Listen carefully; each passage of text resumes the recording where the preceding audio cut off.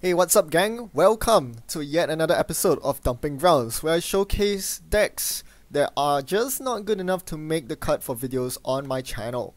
Now, usually in Dumping Grounds videos, I usually dump a bunch of decks that couldn't make it, but today I'll be focusing on one particular deck. And this was actually a deck that I really wanted to showcase for my successful demo, the upcoming one, episode number 21, on Urban Renewal. So yeah, spoiler alert, the next successful demo episode is going to be on this card. Unfortunately, I really wanted to make this deck work, it just never panned out. So I was on Slack one day and someone brought up the really cool combo of using Urban Renewal in Techie Biotech. While this sounds utterly ludicrous at first, Urban Renewal being a 4 influence card and everything, it turns out that on your turn you can potentially deal 6 damage total, 4 from Renewal and 2 from Techie Biotech's Brewery. And that guarantees a flat line as long as they don't have any damage protection or paid ability draw, such as Sports Hopper. So this is actually pretty strong. You don't get this sort of ability in Wayland, so I was immediately enamored by this. And I decided that it was even better in Jinteki because not only do you get this combo, you also have Obo Carter Protocol as an available agenda. So even if for some reason you are not able to flatline them, it could still potentially set up for an Obo Carter score because they had they lose a lot of cards. They won't be able to challenge the Obo Carter that you install double advance next turn. So this seems very good and all, and I started creating a deck of my own around this. So the ID is Techie Biotech, and you always choose the Brewery. No questions asked. You want to threaten the 2 net damage every single turn for the flatline. So if you can get an early Urban Renewal going and the runner cannot contest it, maybe because it's behind a Kakugo that they don't have a Fractor for, then well, you just won the game. But even if that doesn't happen, you still have a decent scoring plan with the shipment from Tenants if the runner plays passively to score your Brain Trusts. And obviously Obo Carter is a very awesome agenda with which you can close out the game with. Even if the runner manages to steal it, they have to drop at the end of their turn, otherwise they will die to Biotech anyway. So this seemed like a really good deck, and it's actually solid because it has enough economy cards to sustain it. Since you're not playing Palana, I spent some influence on green doubles to accelerate the game. Now, I played with this deck a bunch, and because I really wanted to get a good game to showcase this on successful demo, and as you can see from my win rate here, it actually didn't do too bad. I ended up net positive on the win-loss ratio. Unfortunately, in all these games that I won and lost, one pattern stood out. I was not making a successful demo on Urban Renewal at all. Because in the games I lost, Urban Renewal did not do anything to help me or to give me a shot at coming back into the game. And in those games which I won, Urban Renewal did not really play an active role either. So I was stuck with a bunch of Biotech videos that did not fully showcase Urban Renewal's ability, and I wasn't able to create a successful demo as a result, which is why this deck is now in Dumping Grounds. Let me show you some of the screenshots from some of the games I had. So here's Exhibit A. I was playing up against an Anarch, and they basically ran into a Komainu without MK Ultra in their bin. Komainu plus House of Knives equals flatline victory. That one was pretty plain and simple. In fact, there is actually a very strong recurring pattern here in that every single game I won was off the back of a Komainu, funnily enough. Here's Exhibit B. Komainu on HQ, the runner doesn't have MK Ultra. While they did not flatline from this run, my opponent must have forgotten about Brewery's ability because with 3 clicks left, they didn't drop to 3 cards, and I was able to flatline them with Biotech on the next turn. Here's Exhibit C, yet another Komainu flatline. I don't know whether it's because Komainu is OP or because runners are forgetting about Komainu, or because somehow all my opponents just did not manage to find the MK Ultras. They were sleeping below the decks or something.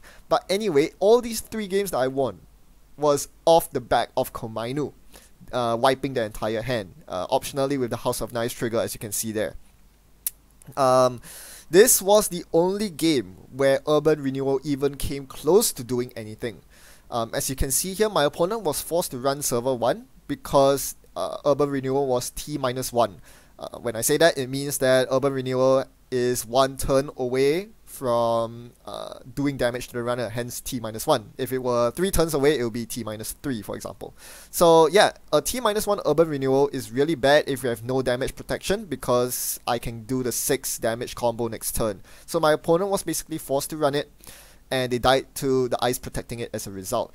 Now, had my opponent had any form of damage protection at all, they would not have been forced to run this. So Urban Renewal is a good way to force the issue early on. You can notice this is only turn 7.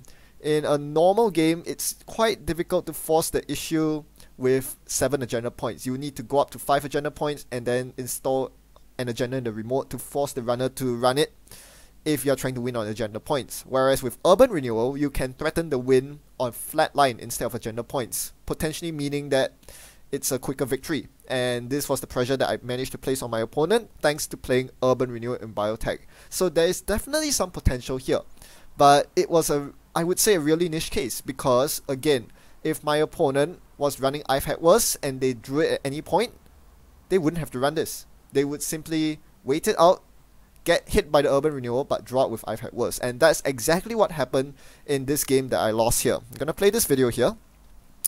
You can see the Urban Renewals at T-1, but my opponent completely ignores the Urban Renewal.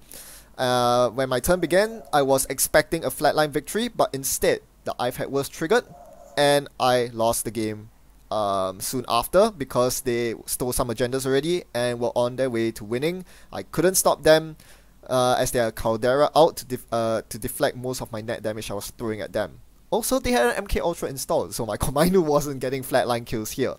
But you see the point here. I've Had Worse is a very powerful card that is very commonly played in Anarch decks that completely thwarts this combo, because it deflects both the Urban Renewal meat damage and the Jinteki Biotech net damage, and there's no good in-faction way of dealing with it. You can't simply snipe I've Had Worse out of their hands. You would have to get lucky with a House of Knives hit, for example. So all in all, I concluded that this particular Urban Renewal combo was kind of, situational, in that it relies very much on the runner not having any hate cards for it. If they don't have hate cards, well, you might get an early cheap win, and that's good. But if you fail to combo, you are stuck without any way to win, like the game that I lost against Valencia.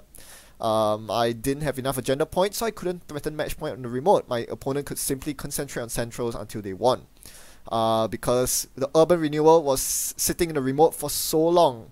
3 whole turns it hogs the remote, and finally when it fired, it did nothing. It only triggered I've Had Worse. So that gave a lot of breathing room for my opponent to set up their breaker suite, while I wasn't advancing my game because I wasn't scoring agendas in that scoring remote. Urban Renewal takes too long to take down and is a very visible threat for the runners, so they are more than well prepared to face it. And this is why I don't think using Urban Renewal as a threat or as something to leverage on to score future agendas is really good, in my opinion. Well, so that's the end of this Biotech deck, and it's relegated to the dumping grounds. However, I did manage to find another Urban Renewal deck using a different way of winning. I'll leave you to speculate on how I'm gonna play Urban Renewal in my upcoming successful demo. But what I can tell you is that the next successful demo will feature 2 cards, Urban Renewal and a mystery card from Terminal Directive. A virtual cookie to anyone who can guess what this mystery card is. Well, and perhaps guess what sort of deck I'll be playing Urban Renewal in.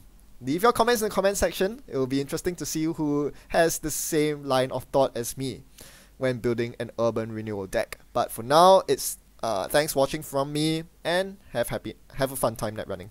See you next time.